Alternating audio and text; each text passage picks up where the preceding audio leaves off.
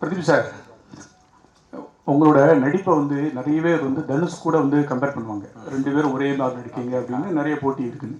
இந்த படம் 21 ரிலீஸ் ஆகுது. தனுஷ் டைரக்ட் பண்ண 20 படமும் இன்னைக்கு 21 ரிலீஸ் ஆகுது. இந்த படத்தில் வந்து உங்களுக்கு துணையாக வந்து விக்னேஷ் சிவன், சிம்பிளாக வேறு இருக்காங்க. இந்த போட்டியை எப்படி பார்க்குறீங்க?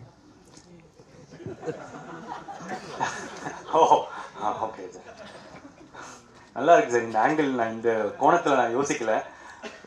பயங்கரமாக இருக்குது. எங்கேயுமே போட்டி இல்லை சார், இது போட்டியே இல்லை.